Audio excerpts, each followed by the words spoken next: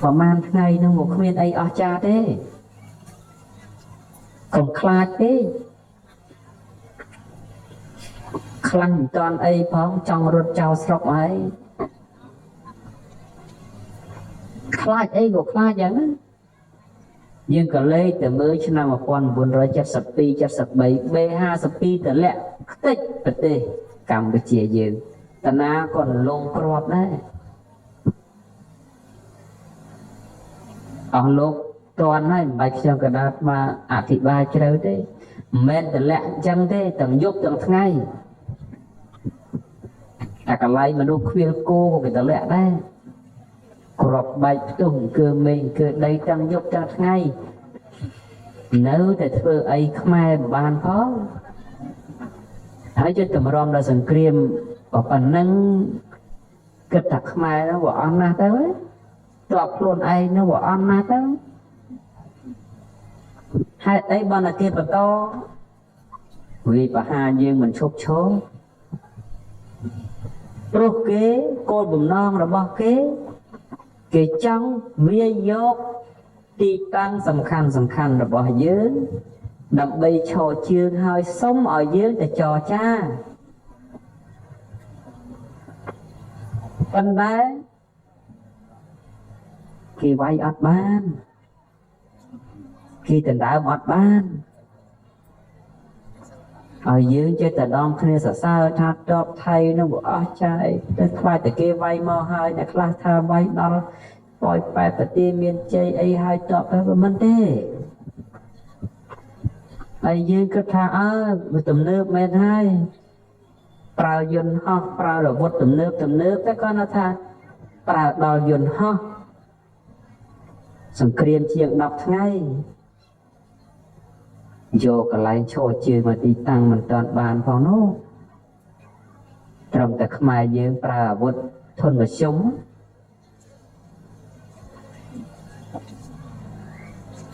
ខ្មែរមិនមែនអន់ទេប៉ុន្តែអន់គឺថាគំនិតខ្មែរដែលអត់ជឿទុកចិត្តខ្មែរគ្នាឯង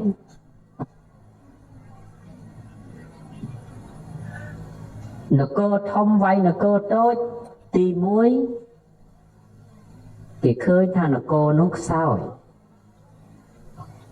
ហើយទី2គេគិតថានគរនោះនឹងខ្លាំងមានតែពីរហេតុហ្នឹងទេពេលណាយើងខ្សោយក៏គេព្យាយាមលេបតបាក់ដើម្បីយកទឹកដីរបស់យើងពេលណាដែលយើងចាប់ផ្ដើមខ្លាំងក៏គេបន្ទុះសារាយនឹងយើងដែរដើម្បីកំទេចកម្លាំងរបស់យើងមិនឲ្យខ្លាំងមិនឲ្យតស៊ូមិនឲ្យស្មើមុខស្មើមាត់នឹងគេបានហើយសង្គ្រាមសពថ្ងៃនេះមិនមែនសង្គ្រាមយើងខ្សោយទេជាសង្គ្រាមដែលយើងកំពុងតែចាប់ផ្ដើមខ្លាំងហើយគេមិនចង់ឲ្យយើងខ្លាំង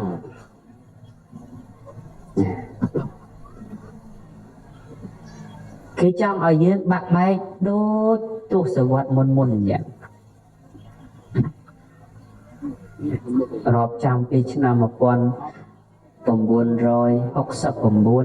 70យើងចាប់ផ្ដើមបែកគ្នាជាបកជាពួកជាខ្មែរក្រហមខ្មែរខៀវខ្មែរសារីខ្មែរអ៊ីសារ៉ាខ្មែរលន់ណុលខ្មែរក្រហមពេលហ្នឹងគេអត់វាយយើងទេព្រោះគេដឹងថាយើងជុលគ្នាឯងហើយមិនបាច់គេមកជួយលាបពណ៌ទេគង់តែលាយហើយគេចែកឧបវិសគ្នាទៅប៉ុន្តែជាភ័ព្វជាព្រេងជាសំណាងដែលប្រទេសកម្ពុជាយើងទោះតែវេទនាដល់ប៉ុណ្ណឹងក៏អត់ដាច់ពូជ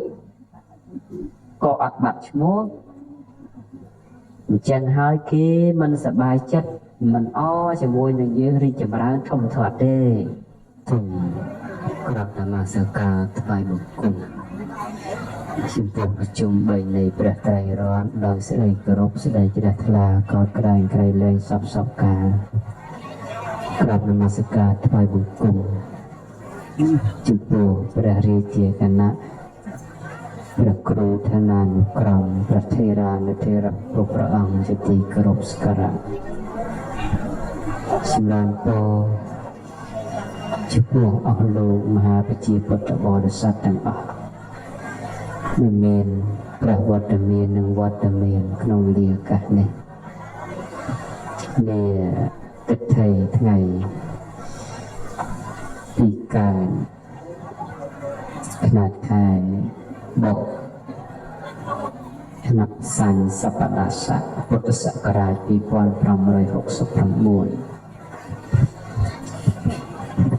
ក្នុងថ្ងៃនេះគម្រោងបុណ្យទេសនាមហាជាតិដែលជាបុណ្យបវេណីរបស់ជាពុទ្ធបរិស័ទក្នុងកម្ពុជាទេសកាលពីឆ្នាំមុនក៏មនុស្សនេះចូលមកក្រឹកក្រែងអ៊ូអរកើតបៃតិធម្មសបាយហើយក៏មានបំណងផងនឹងធ្វើទៅបន្តទៀតជារៀងរាល់ឆ្នាំជាសិទ្ធិរបស់អគ្គមហាបាសិកានាងវិសាខាពុទ្ធសាសនុបត្ថម្ភសៀងច័ន្ទហេងលោកជាអ្នកផ្ដើមបុណ្យរួមជាមួយធម្មមិត្តទាំងអស់ដែលប្រាថ្នានៅបុណ្យកុសលត្រឡប់មកដល់ថ្ងៃនេះក៏ប្រែជាពិធីបុណ្យបួងសួងសុំនៅសេចក្តីសុខជូនទៅដល់កម្ពុជាទេសហើយក៏មាននៅការបាំងស្គលឧទ្ទិសនៅកុសលជូនទៅដល់វីរៈកងទ័ពដែលពលីក្នុងភ្លើងសង្គ្រាមអស់លោកប្រជាពុទ្ធបរិស័ទទាំងឡាយខ្ញុំបវណ្ណាធ្លាប់ប្រាប់អស់លោករួចរាល់ហើយថាសូមឲ្យខ្មែរមានម្ចាស់ការលើខ្លួនឯងចេះស្រឡាញ់ជាតិស្រឡាញ់ទឹកដីស្រឡាញ់មាតុប្រទេសយើងរូបកាយម្នាក់កើតឡើងក្នុងទឹកដីនេះតែនឹងបាត់ទៅវិញជាធម្មតាទេប៉ុន្តែមាតុប្រទេសដ៏កំសត់របស់យើងមិនក៏បីបាត់បង់ឡើយកម្ពុជាធ្លាប់មានឈ្មោះជាចក្រភពដ៏ធំល្វឹងល្វើយជាពលរដ្ឋរស់នៅដោយស្នាមញញឹមភាពជឿជាក់លើមគ្គទេសដឹកនាំផុសខ្លួនក្រោយមកក៏ចេះតែរួមតូចតែព្រោះតែការបែកបាក់សាមគ្គីគ្នាអស់លោកទាំងអស់ស្គាល់ខ្ញុំកណាស្មារភាព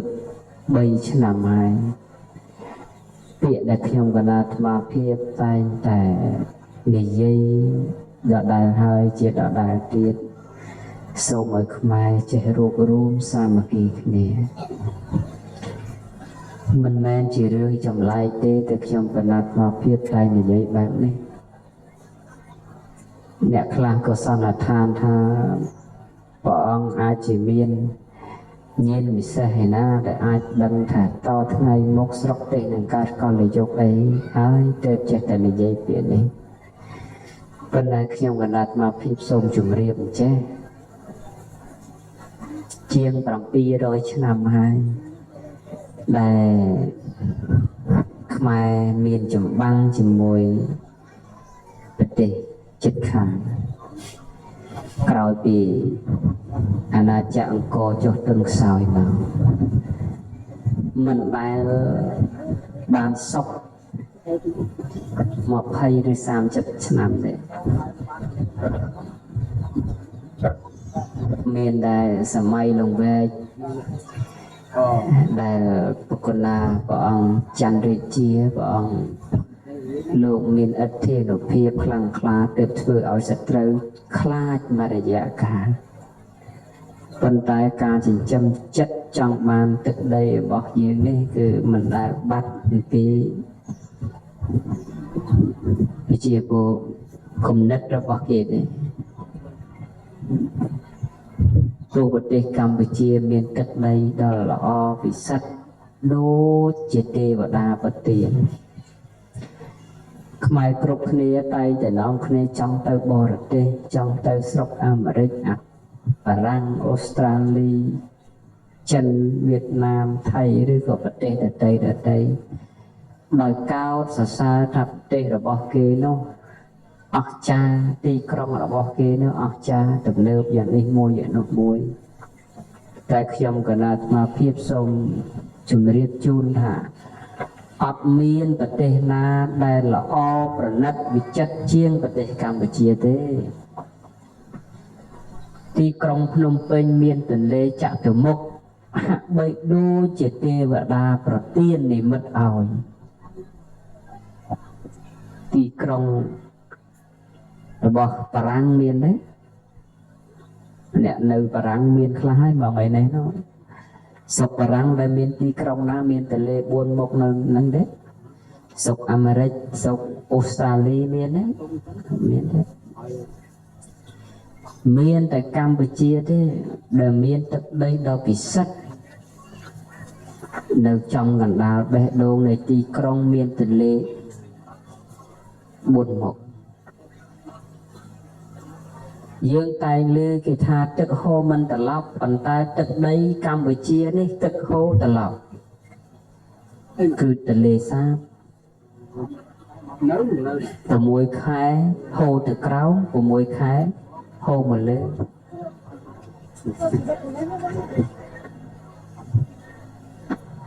គេចង់បានប្រទេសយើងព្រោះប្រទេសយើងមានភោគផលដ៏ពិសិដ្ឋគឺបឹងទន្លេសាបមិនខុសទេដែលសៀមគេពង្រៀនកូនចៅគេថាខ្មែរជាទឹកដីរបស់គេព្រោះគេធ្លាប់គ្រប់គ្រងរហូតមកដល់បាត់ដំបងប្រទេសមានជ័យសេរីសុផាន់សៀមរាបជាង100ឆ្នាំទើបតែបារាំងជួយទៀមទាទៅក៏បានមកវិញមកដល់បារាំងចាញ់សង្គ្រាមលោកជប៉ុនចូលមកជប៉ុនត្រូវនឹងសៀមកាត់ឲ្យសៀមម្ដងទៀតក្រោយមកទៀតបានមកវិញបារាំងចូលស្រុកវិញបង្ខំបានមកវិញអញ្ចឹងមិនមែនជារឿងដែលចម្លែកទេដែលគេចិញ្ចឹមអហិច្ឆតាចង់បានប្រទេសរបស់យើងឥឡូវនេះដូចគ្នាដដែលមិនខុសពីមុនទេគេនៅតែចិញ្ចឹមអហិច្ឆតាចង់បានទឹកដីឬក៏យកប្រជាជាតិរបស់យើងយកទឹកដីរបស់យើងជាទីដែលបង្វែរសាច់រឿងរបស់ប្រទេសគេរឿងរ៉ាវខ្លួនឯងមិនត្រូវគ្នាក្នុងប្រទេសឯងឯណោះសោះតែជាចាក់កំហឹងទាំងអស់នោះមកកាន់ប្រទេសកម្ពុជារបស់យើងខ្លួនឯងបែកបាក់សាមគ្គីខ្លួនឯងឯណោះសោះបែរជានាំភាពក្តៅក្រហាយនោះមកឲ្យដល់ប្រទេសយើងព្រោះអីព្រោះតែគេគិតថាយើងជាប្រទេសតូចទាបឬក៏គេគិតថាយើងជាប្រទេសអន់ថោកនឹងហើយជាការមាក់ងាយស្គាល់ហើយនៅការមាក់ងាយហ្នឹងដែលប្រជាជាតិមួយគេឌីលគេថ្មេះគេជិះគេជន់គេបំពេញគេរំលោភនឹងហើយគេហៅថាការមាក់ងាយចុះហេតុអីបានតែគេមាក់ងាយយើងថាមកទៅពីយើងអន់បានតែគេមាក់ងាយអន់ដោយសារអី អន់ដោយសារតែយើងធ្លាប់បែកបាក់គ្នាអន់ដោយសារតែយើងធ្លាប់ប្រេះឆាគ្នាកាប់សម្លាប់គ្នាប្រមាថមាក់ងាយគ្នាឯងហើយក៏គេបង្កើតអរិយភាពបែបនោះមកលើប្រទេសយើងអញ្ចឹងបានតែខ្ញុំកណាត់ស្មារតីដាស់តឿនការរំលឹកឲ្យយើងទាំងអស់គ្នាឈប់បែកបាក់ហើយងាកមកស្រឡាញ់ជាតិស្រឡាញ់ដីនៃពីរំប្រាឈួនលោកធ្លាប់ផ្ដាំតាថាមេឃដីផ្ទៃស្រុកខ្មែរល្អល្អះណាស់ដែរពីបុរាណមានបឹងមានស្ទឹងមានទន្លេឥតខ្វះទេគ្រប់អ្វីអ្វីឲ្យតែយើងមានគំនិតស្រឡាញ់ជាតិស្រឡាញ់ដីអ្វីអ្វីគង់តែកើតឡើងទាំងអស់ប៉ុន្តែយើងអត់ទេខ្មែរយើងនេះឆាប់បែកបាក់គ្នាណាអញ្ចឹងពេលនេះគប្បីកុំបែកបាក់គ្នាហើយកុំខ្លាចជ្រុលអស់លោកកុំខ្លាចជ្រុលសង្គ្រាមប្រហែលថ្ងៃនោះមកគ្មានអីអស្ចារ្យទេកុំខ្លាចទេខ្លាំងមិនតាន់អីផងចង់រត់ចោលស្រុកហើយខ្លាចអីក៏ខ្លាចយ៉ាងហ្នឹងយើងក៏លេខទៅមើលឆ្នាំ1972 73 B52 តម្លាក់ខ្ទេចប្រទេសកម្ពុជាយើងតាណាក៏លងគ្រាប់ដែរអស់លោកតន់ហើយមិនបាច់ខ្ញុំកណាត់មកអធិប្បាយជ្រៅទេមិនមែនតម្លាក់អញ្ចឹងទេទាំងយប់ទាំងថ្ងៃតែកន្លែងមនុស្សខ្វៀលគោក៏តម្លាក់ដែរគ្រាប់បែកផ្ទុះអង្គើមេអង្គើដីទាំងយប់ទាំងថ្ងៃនៅតែធ្វើអីខ្មែរមិនបានផងហើយចិត្តតម្រាំដល់សង្គ្រាមប៉ុណ្ណឹងគិតតែខ្មែរហ្នឹងវាអន់ណាស់ទៅទ្របខ្លួនឯងហ្នឹងវាអន់ណាស់ទៅហេតុអីបានតែគេបន្តវាយប្រហារយើងមិនឈប់ឈរព្រោះគេគោលបំណងរបស់គេចង់វាយកទីតាំងសំខាន់របស់យើងដើម្បីឈរជើងហើយសុំឲ្យយើងទៅចរចាប៉ុន្តែគេវាយអត់បានគេដណ្ដើមអត់បានហើយយើងចេះតែនាំគ្នាសរសើរថាតបថៃនឹងវាអស់ចាយទៅខ្លាចតែគេវាយមកហើយអ្នកខ្លះថាវាយដល់ប៉ោយប៉ែប្រទីមានជ័យអីហើយតបទៅមិនទេហើយយើងគិតថាវាទំនើបមែនហើយប្រើយន្តហោះប្រើអាវុធទំនើបតែគាត់ថាប្រើដល់យន្តហោះសង្គ្រាមជាង10ថ្ងៃយកកន្លែងឈរជើងមកទីតាំងមិនតាន់បានផងនោះត្រឹមតែខ្មែរយើងប្រើអាវុធធនមធ្យម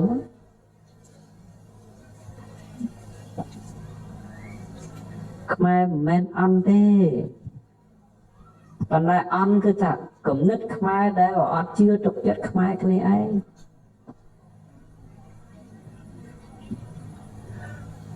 នគរធំវាយនគរតូច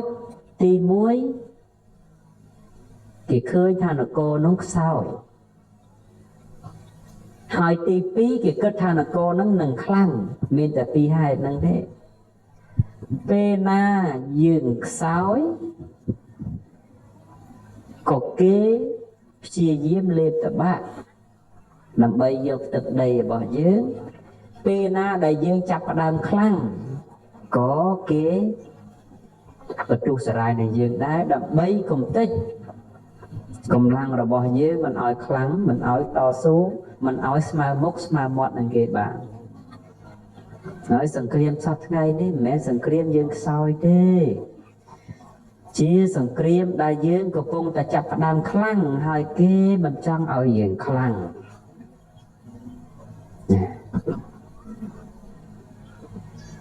ក គេចង់ឲ្យយើងបាក់បែកដូចទសវត្សមុនយ៉ាង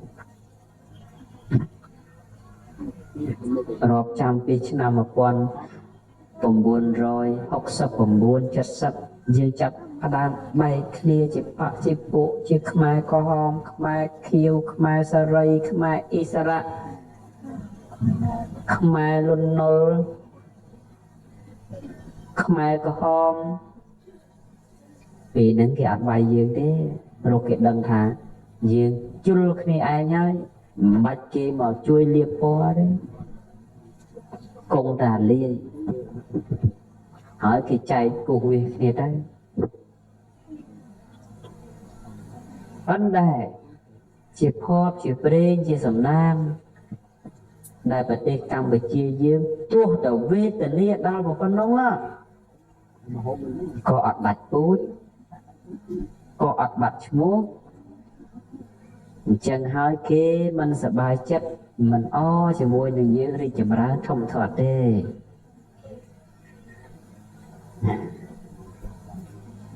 ហើយខ្ញុំគណៈអាត្មាភាពសូមផ្ដាំជម្រាបអស់លោកចេះថា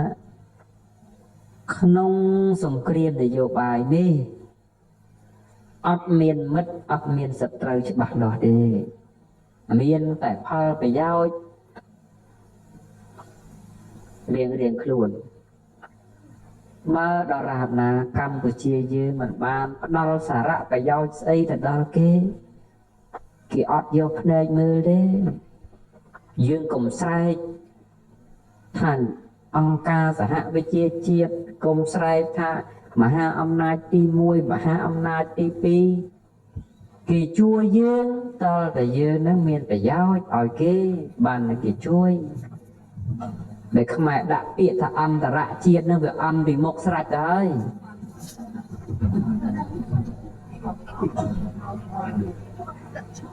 បើយើងមិនខ្លាំងខ្លួនឯងទេបើអត់បើគ្មានដីរស់នៅទេគ្មានដីឲ្យកូនចៅយើងក្រោយរស់ទេតែផ្ញើខ្លួននឹងគេហើយឈ្មោះប្រទេសគេហើយអញ្ចឹងបើធ្វើម៉េចតើយើងខ្លាំងហើយចំសងសឹកគេហ្នឹងហ្មងទៅជាគេទៅដាក់បដាសាគេអត់ប្រើរបស់ហ្នឹងមកធ្វើការទេអាវុធទី1ពេលនេះគឺថាកុំបែកបាក់គ្នាឲ្យសោះប្រយ័ត្នណាប្រយ័ត្នតែគេបង្កើតអបគុំជាបកជាពួកជាក្រុមដើម្បីឲ្យយើងបែកខ្ញែកគ្នាហើយធ្វើម៉េចជឿជាក់លើខ្មែរគ្នាឯង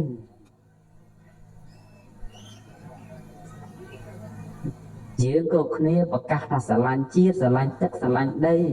ថ្នាក់ដឹកនាំប្រទេសក៏គេស្រឡាញ់ចឹងដែរព្រះមហាក្សត្រយើងក៏ព្រះអង្គ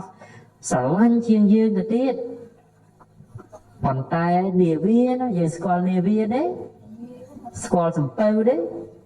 វាមិនមែនបត់បានដូចកង់ទេយើងធាក់កង់យើងចង់បត់1ម៉ែត្រ2ម៉ែត្រក៏បានដែរប៉ុន្តែនាវាតែកាច់ខុសគឺក្លាប់ជាប្រទេសនេះមួយមុននឹងបត់មុននឹងមានទេសដៅទៅណាគេកំណត់ទុក5ឆ្នាំ10ឆ្នាំហើយគេបើសន្សំបត់សន្សំទៅកាន់ផ្លូវដែលគេមានទេសដៅណាមិនមែនយើងចេះតែអានេះក្បត់ជាតិនៅនោះក្បត់ជាតិអ្នកនោះកុហកនៅនោះបោកប្រាស់អ្នកនេះអាយ៉ងអ្នកនេះហើយបានស្អីមកវិញទាំងអស់នឹងនោះបានតែខ្មែរស្អប់ខ្មែរគ្នាឯងទេ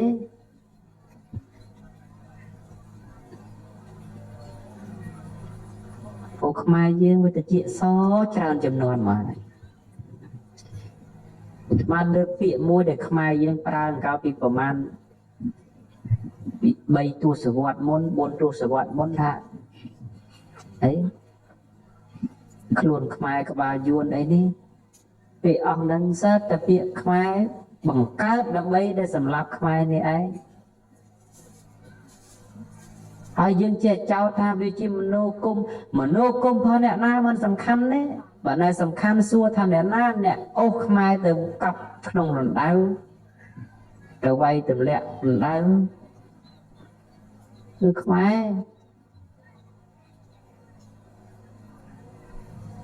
អញ្ចឹងខ្មែរយើងនេះ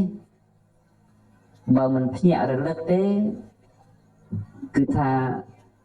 មិនសល់អីទេហើយស្នេហាជាតិនេះណាត្រូវទៅនៅជាមួយជាតិ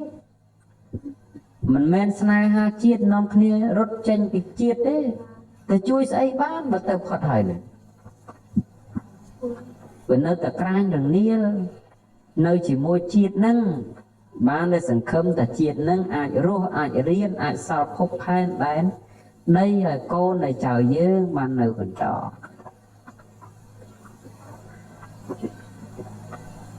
មកខ្មែរចិញ្ចឹមខ្មែររស់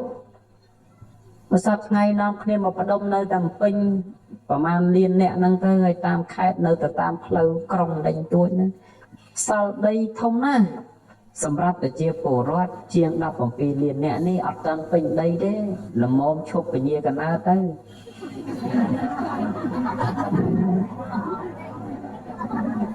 កុំឲ្យចាញ់យាយតាពីមុន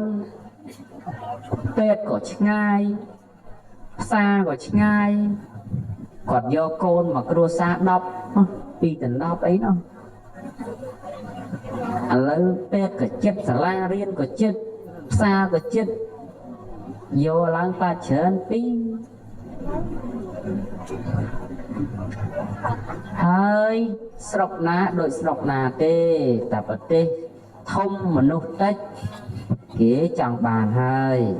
គេមកសុំនៅហើយ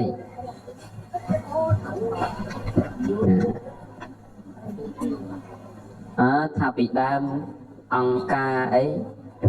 អង្គការៈអង្គការយូនីសេសអីគេមកប្រាប់មកបង្រៀនថាមកពីការនោះយើងវាក្រឥឡូវក្រស្អីទៀតម្នាក់ហូបកាទៀវសពថ្ងៃហូបឆ្ងាញ់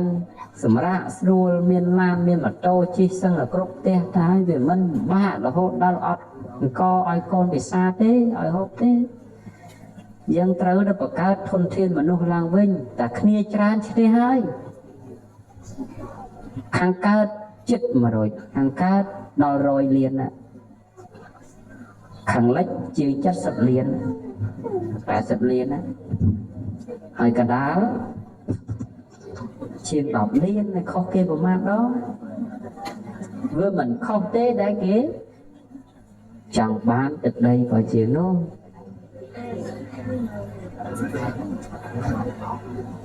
ហើយពីណាមិនដឹងទេបើខ្ញុំកណាដើរជុំហើយព្រំដែនប្រទេសកម្ពុជានោះទាំងខាងលិចទាំងខាងកើតទាំងខាងជើងទាំងខាងត្បូង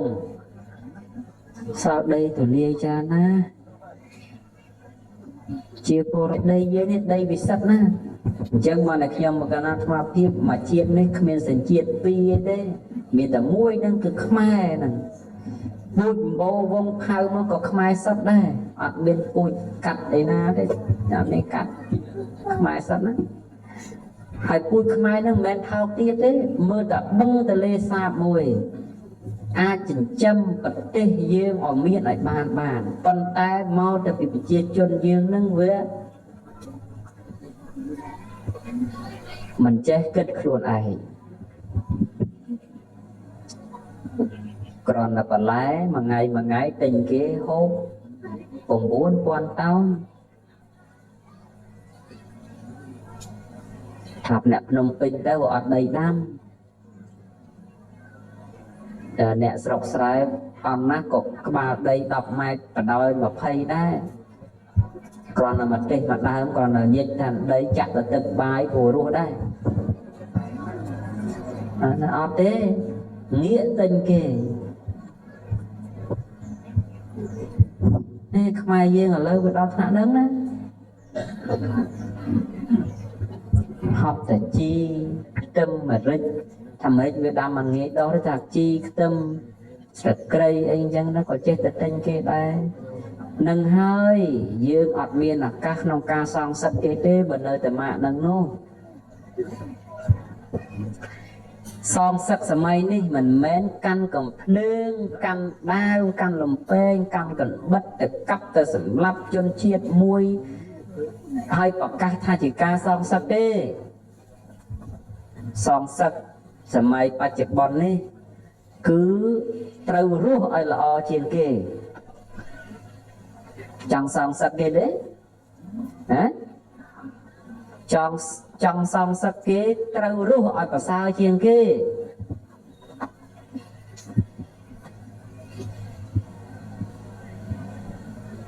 nâng cứ ca song sắt đó là o hai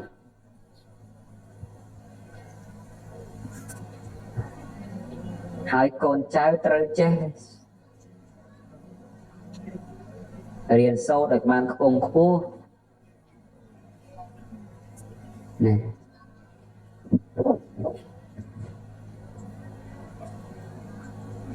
cùng ơi chọc đọc pi mình toán nòng kia rốt rốt à phơi khóc nó dân cứ tha trời không mình men té áแต่mình không thế mình đâm dương nơi mà rồi năm kia đó thế thực đại dương đấy sập ngay giờ tham miên mất nè đặt trong cái nào dây mấy hay không chỉ vứt không bị phúc này vô bài và bỏ sạc cao lộn nè áp miên mất áp miên sạch trâu chụp lọt thế cáo ta bị phao phải giao khả na dê mình miên phao phải giao ở kia đấy khi mình vô cái này mà mơ đấy bà tu thì cái khơi có con man trong cái khơi cái chui ấy dương bán đấy nè miền đại dương chui khuôn ấy nhé dương khăn khuôn ấy ấy dương trâu prang prai nhưng mà nó lọp dây o hai à rương dương trôi chất prao là bọc phó kê prao từng ninh ấy phó kê nên để dây mau prap rồi môn o thái mà đó ngày nay không nên ở đây để dây cái cao được pi rầm lất là trên thì mây ai men nó thế chụp prao là bọc hàng lách từ prao là bọc hàng cao đấy men đấy nè à vây để chia là bọc kê bán cứ prao luôn này đây đôi là bọc cà phê cà bọc đã khiêm còn nào mà tha chắc này chỉ tâm mà rách mà tê sạc cây ấy là bỏ nó sẽ chia cái ban ta chia tình ban đó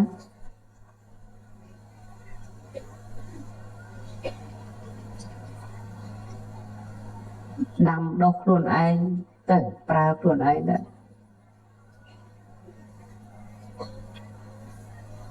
có ấy sai mà nè miên toàn vì na rất ô hiếu nơi thưa ban phal hộp luôn ấy chứ ở khoa sầm tinh cái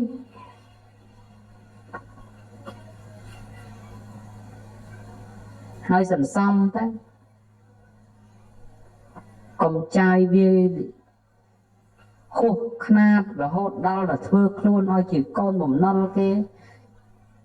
mà sau là chụp bẹ kia rồi ấy tinh mặt đồ chi hay dân tinh là chi hay cho nên mình đấy mình cô thế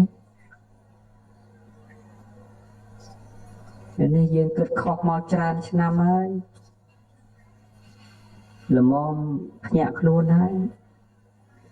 mà đó tên đi mong đi vì na này cái xà lan dương thì chiên chiết dương luôn mà để bị phốp lô nâng kia mà sọ tức nơi để xa để sừng kriêm xiêm bành khmai ấy ở thế ta kỳ mà đó mong đi ta kia dây tha nè xiêm vay khmai game toàn dây mà mặt thông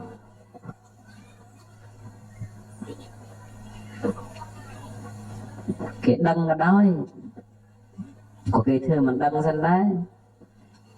មួយយើងក៏អត់មានប្រយោជន៍អីឲ្យគេ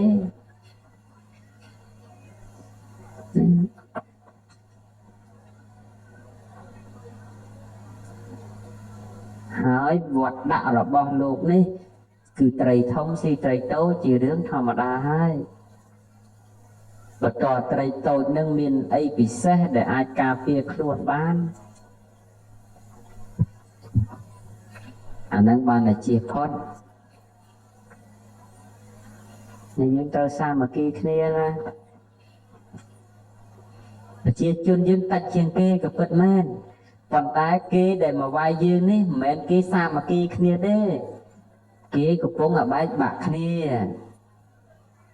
គេវាមាន2 3បាក់មាន3ពួករាជាគេផ្សេងទៅរដ្ឋមន្ត្រីគេផ្សេងទៅយោធាគេផ្សេងទៅប្រជាពលរដ្ឋគេផ្សេងទៅអញ្ចឹងគេមិនអស់ចាទេបើតែយើងនេះអ្នកដែលរងគ្រោះនេះកុំឲ្យបែកជា2 3បាក់ដូចគេដែរគោរពជឿតាមការដឹកនាំរក្សាជំហររបស់ខ្លួនណាសង្គ្រាមប្រទេសនិងប្រទេសចេះរត់មកពីនោះមកដល់នេះមានអ្នកគេជួយទំនុកបំរុងស្បៀងអាហារហូបចុកស្នាក់នៅចុះកាលដែលសង្គ្រាមស៊ីវិល75នោះមានពីណាគេទៅយកអង្គឲ្យយើងនេះនៅចលះពីភ្នំពេញទៅបាត់ដំបងដើរហើយខែប្រាំងផងងាប់តាមផ្លូវខ្លះដោយសារអត់ទឹកផឹកអីនោះមិនទេអញ្ចឹងយើងកុំឲ្យធ្វើម៉េចកុំឲ្យខ្លួនយើងប្រទេសយើងនេះធ្លាក់ទៅកើតអញ្ចឹងម្ដងទៀតហើយដើម្បីកុំឲ្យអញ្ចឹងគឺថាត្រូវតែសាមគ្គីគ្នាហ្នឹងឯងនៅប្រតិមានភាពព្រះអង្គសម្ដែងហើយសាមគ្គីហ្នឹងតបោសុខោការសាមគ្គីនាំមកនៅសេចក្តីសុខគេថាតូចមិនដែលឈ្នះធំមិនដែលបើតូចប្រមូលផ្ដុំធំក៏ពិបាកប៉ុន្តែពេលនេះយើងសាមគ្គីគ្នាល្អណាស់ប៉ុន្តែដែលខ្ញុំកណានិយាយនេះគឺថាក្រែងនេះណាក្រែងទៅវាដល់កពុលមុខមែនតែនទៅវាទៅជាត្រឡប់ត្រលិនទៅទៀតទៅមកដល់បានសាមគ្គីអញ្ចឹងគឺល្អណាស់ហ្នឹងហើយពោជ័យវិធានសួរនោះមកខ្មែរយើងវាបែកបាក់គ្នាយូរពេករាប់សតវត្សរាប់ទសវត្សមកហើយណាដល់ពេលមកឲ្យត្រូវគ្នាភ្លាមហ្នឹងក៏មិនបានដែរប៉ុន្តែត្រូវជឿជាក់ទៅមានតែការប្រមូលផ្ដុំវិញជាធ្លុងមួយតែមួយមុខគត់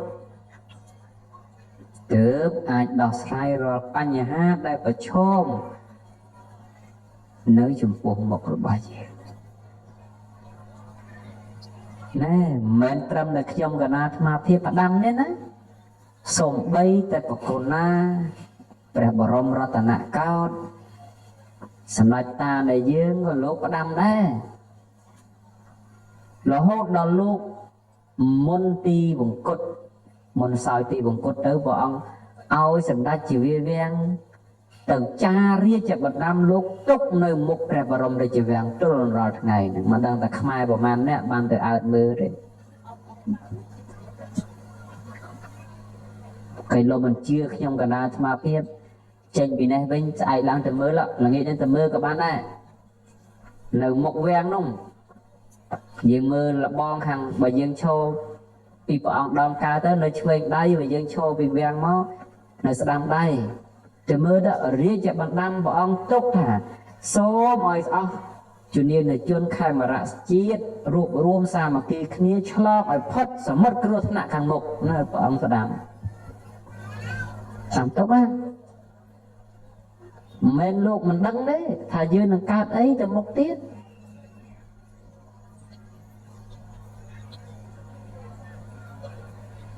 គេសុកចិត្តឲ្យយើងឆ្លោះគ្នាហើយគេឲ្យបាយយើងស៊ីគេឲ្យយើងចាំគុណគេប៉ុន្តែគេមិនចង់ឲ្យយើងខ្លាំងទេខាងណាក៏ដោយអញ្ចឹងយើងធ្វើម៉េចកុំឲ្យផ្លត់ស្នៀតត្រូវដែរស្អីដែលទ្រាំបានទ្រាំសិនដែរ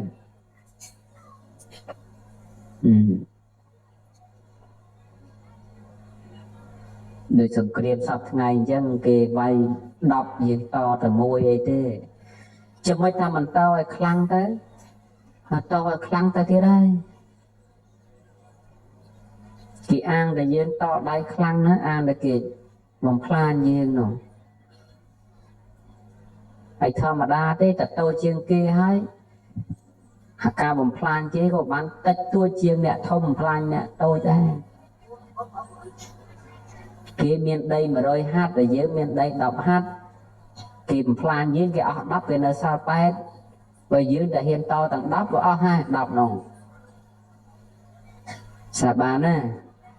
អញ្ចឹងមានតែការអត់ធ្មត់ហើយរិះរោបមធ្យោបាយណាដែលជៀសអំពីបំភាបបំភ្លេចបំផ្លាញហ្នឹងឲ្យបានអញ្ចឹងយើងក៏បីសាមគ្គីគ្នាខ្ញុំកណាអាត្មានឹកឃើញថាបុណ្យលោកទាវបកោប្រកាសធ្វើហ្នឹងបែបគ្មានមនុស្សទេស្រុកទេសកើតអញ្ចឹងដល់តែមកទៅមនុស្សរញងណាអានឹងភាពសាមគ្គីហើយឆ្នាំមុនយករបស់ទាំងអស់ពីបុណ្យដែលយើងធ្វើហ្នឹងយកទៅកម្ពុជាក្រៅបានយកស្បង់ទៅ500បាត500អង្គ500បេស្អីទៀតនេះបត្រៃបេដកបានទៅកម្ពុជាក្រៅ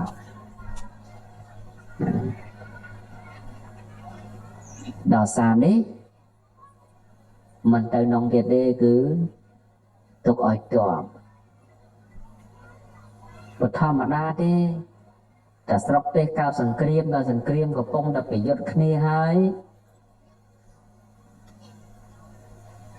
ភាពខ្វះខាតរវែងតែមាននឹងឯង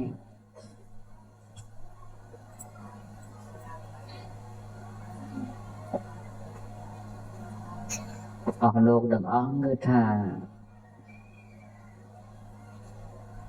មូលផ្ដុំគ្នាមកហ្នឹងមិនមែនយកតែស៊ីចាយអីធ្វើមានធ្វើបានឯណាទេសម្រាប់ខ្ញុំកណាអាត្មាភាពអីអត់មានតែត្រូវការស្អីពីអស់លោកទេក្រៅតែពីចង់ឲ្យខ្មែរយើងស្រឡាញ់រួបរวมសាមគ្គីគ្នាទោះតែគេជេរគេស្ដីគេថាខ្ញុំកណាមិនតប៉ុន្តែឃើញថាតទៅវាចាប់ចុងបញ្ញគុលបានទេហើយមិនមែនជាតិសាសន៍ដតីអីសត្វតែខ្មែរគ្នាឯងហ្នឹងស្រួលមិនស្រួល100ឆ្នាំមុនអីជាប់សាច់ឈាមគ្នាផងក៏មិនដឹងអញ្ចឹងហើយវាអត់មានអីទៅឆ្លោះទៅទាស់ទៅតែងគ្នាទេក្រៅតែពីនាំគ្នាពង្រួមឥឡូវបានប៉ុណ្ណឹងចេះនាំគ្នាជួយទុកធរៈជនភាសិតអីហ្នឹងអង្គមកកំប៉ុងបុកមកកំប៉ុងទឹកមកដបអីចេះតែជួយគ្នា100មកកាក់មកសេននេះជួយគ្នាហ្នឹងណែខ្សឹបបន្តិចចាបើគុំប៉ុណ្ណឹងរត់មិនដឹងអស់លុយប៉ុណ្ណាទេសប្តាហ៍ថ្ងៃជនភាសិតជាង400,000នាក់ហើយ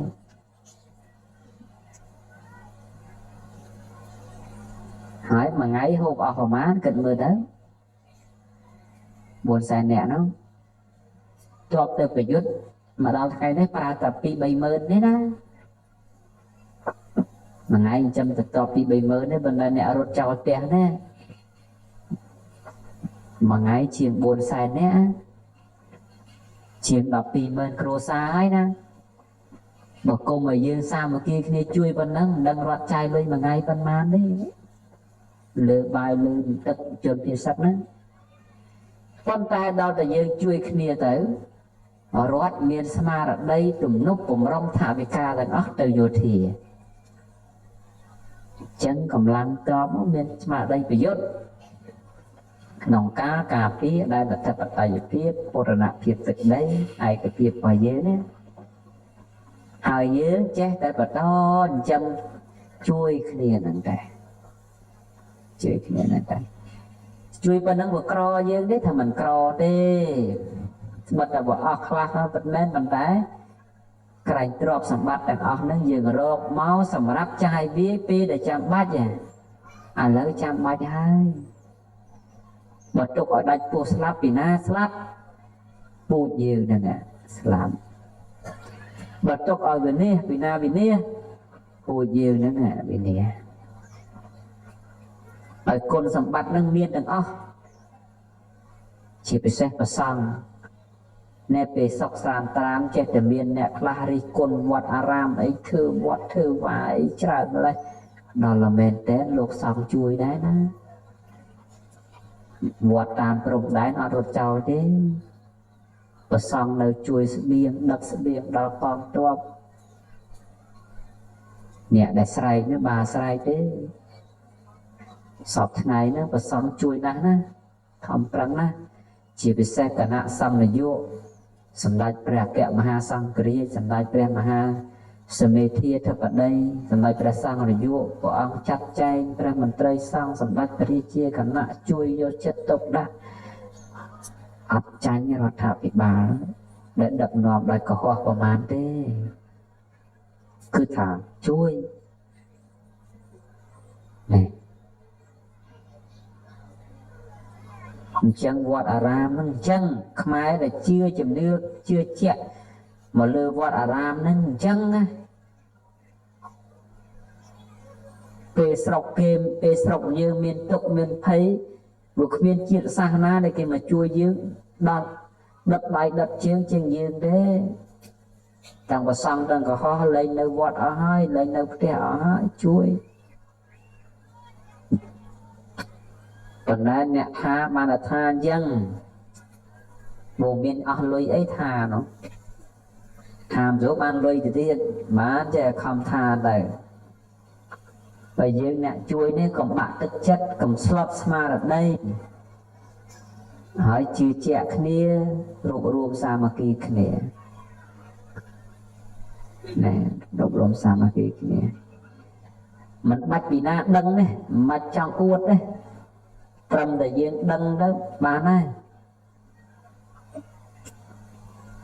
ឥឡូវបើគេដឹងហើយខ្លួនយើងមិនដឹងក៏វាមិនគ្រាន់បានដែរតើតែយើងខ្លួនយើងនេះដឹងខ្លួនឯងជឿជាក់ខ្លួនឯងនរណាមិនដឹងរឿងខុសគេព្រោះយើងកើតមកមិនមែនសម្រាប់ឲ្យគេដឹងទេជីវិតយើងនេះមិនមែនទៅពឹងផ្អែកទៅលើការអួតការបង្ហាញគេថាអញធ្វើបានប៉ុណ្ណេះប៉ុណ្ណោះអីកុំបង្ហាញក៏បង្ហាញទៅប៉ុន្តែបង្ហាញក្នុងក្របខ័ណ្ឌណាមួយបានហើយកុំរហូតដល់ផ្ញើជោគវាសនារបស់ខ្លួនអីទៅឲ្យគេដឹងពេកវាអត់ល្អទេចឹងបានតែខ្ញុំកណាអាត្មាលើកទឹកចិត្តឲ្យអស់ជំនាញជនក្នុងកម្ពុជាទេសណាដែលមានឈាមជ័រជាខេមរៈសក្យបុត្រណាខេមរៈបុត្រខេមរៈជាតិណាគឺថាក្នុងតម្លៃណាក៏ដោយការពារទឹកដីខ្លួនឯងឲ្យបានហើយដើម្បីការពារបានត្រូវការពារសាមគ្គីភាពឲ្យបានកុំបោះបង់គ្នាចោលកុំបែកបាក់គ្នាចោលហ្នឹងមុខទាំងអស់ហ្នឹងសិតតែខ្មែរហើយប៉ុន្តែសួរតែយើងអង្គុយក្នុងទីនេះបានណាត្រូវពលីជីវិតយុទ្ធជនយើងប្រមាណអ្នកទៅ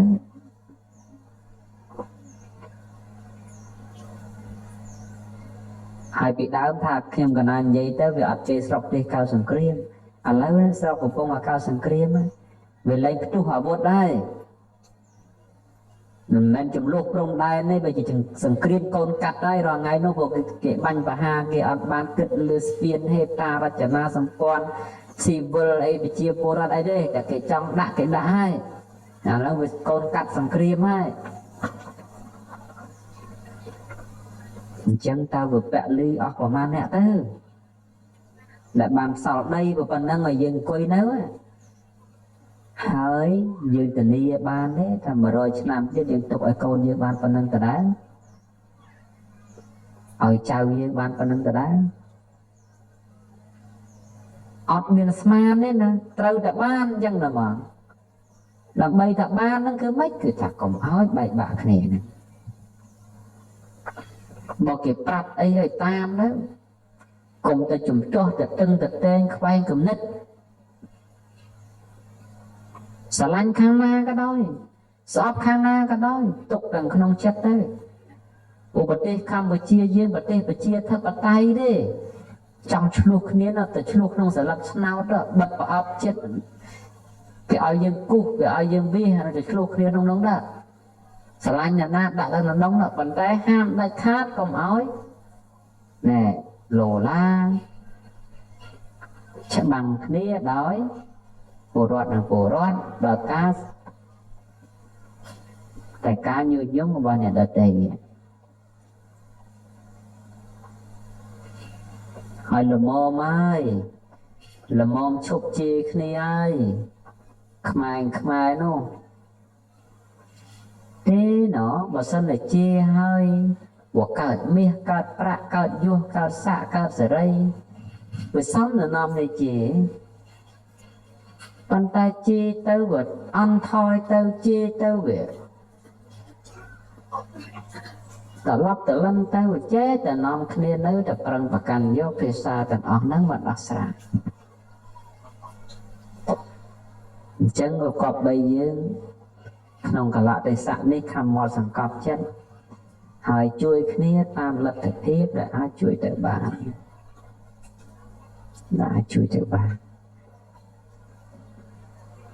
ដូចជាសពថ្ងៃមានពិធីប្រកាសសច្ចកិរិយាអញ្ចឹងណាហេតុអីបានគេត្រូវប្រកាសសច្ចកិរិយាព្រោះនេះជាពុទ្ធសាសនិកលោកនឹកទៅដល់កាលព្រះបរមពុទ្ធិសត្វដែលព្រះអង្គយកកំណើតកើតជាសត្វក្រួចឬក៏កើតជាសត្វណាមួយឬក៏កើតជាមនុស្សទេវតាណាពេលដែលមានភ័យបៀតបៀនព្រះអង្គតែងប្រកាសសច្ចកិរិយាហ្នឹងក្នុងជាតិដែលព្រះអង្គកើតជាសត្វក្រួចត្រូវភ្លើងឆេះចិត្តដល់សម្បុកព្រះអង្គប្រកាសសច្ចកិរិយាពាក្យពិតតែជើងព្រះអង្គនៅទន់ស្លាប់ព្រះអង្គនៅខ្ចីព្រះអង្គធ្វើអ្វីក៏មិនកើតទេព្រះអគិក៏រលត់ដែរឥឡូវនេះប្រជាពលរដ្ឋយើងប្រកាសសច្ចកិរិយាដែរដែលគណៈសង្ឃនយោចេញសេចក្តីណែនាំមកទីវត្តទីអារាមមកធ្វើឥឡូវថ្ងៃនេះរាជនីលង្វែកក៏បានធ្វើតាំងពីម្សិលមកម្លេះគឺប្រកាសថាប្រទេសជាតិយើងសុំតែសុខទេមិនឆ្លៀនពៀនមិនចង់បានរបស់អ្នកណាទេសុំថែរបស់ខ្លួនឯងដែលនៅសល់ប៉ុណ្ណឹងឲ្យតែគង់មិនបន្ទុះមិនសារាយជាមួយនឹងបរទេសណាទេដោយសច្ចកិរិយាហ្នឹងសូមឲ្យសង្គ្រាមនេះស្ងប់រងាប់ទៅសូមឲ្យប្រជាពលរដ្ឋយើងបានសេចក្តីសុខសូមឲ្យវិរៈកងទ័ពយើងផុតពីគ្រោះភ័យមកដល់ថ្ងៃនេះមិនដឹងថាយើងពលីទៅប្រមាណអ្នកទៅហើយបើនៅបន្តទៀតទៅមានវណៈប្រមាណអ្នកទៀតទៅត្រូវពលីទៀតអ្នកនោះជាអ្នកណាកូនយើងចៅយើងបងប្អូនយើងជនរួមជាតិយើងនៅទីនេះអង្គុយសើចសប្បាយបានតែគេនៅទីនោះគេយកខ្លួនទៅពាំងគ្រាប់តើគេមិនស្នេហាជាតិជាងយើងទេហ៎មិនតែគេអត់ចេះទៅពុកជេរគ្នាប្រហោះគ្នាហាយហូរតាម Facebook តាមទូរស័ព្ទអីទេគេអត់ដេកមិនស្រួលហូបមិនឆ្ងាញ់នៅដោយភ័យខ្លាចគេចូលរករៀនឆ្លៀនពៀនទាំងអស់នោះគេមិនស្រឡាញ់ជាតិទេនេះគេមិនចេះហាយហូរគ្នា មិនចេះញុះញង់គ្នាអញ្ចឹងយើងទាំងអស់គ្នាជាខេមរៈជាតិនេះកុំប្រកាន់យកចរិតញុះញង់ស្រុកសៀតចាក់ដោត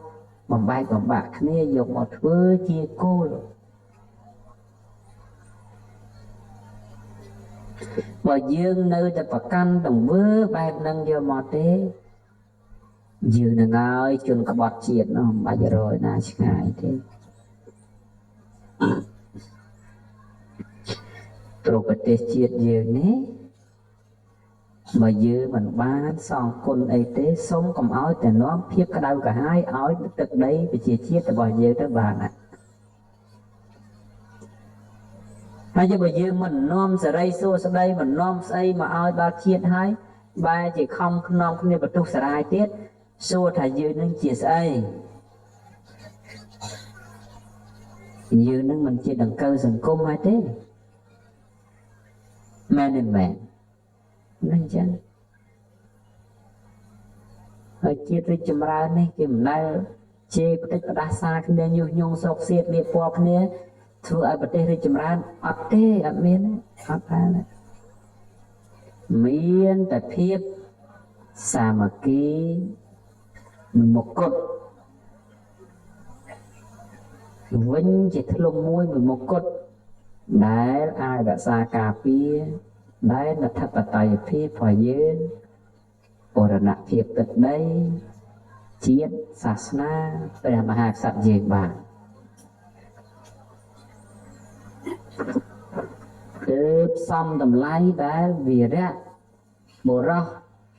ជាតិរបស់យើងគាត់អាចលះបង់ឈាមសាច់របស់គាត់នោះទៅសំតម្លៃ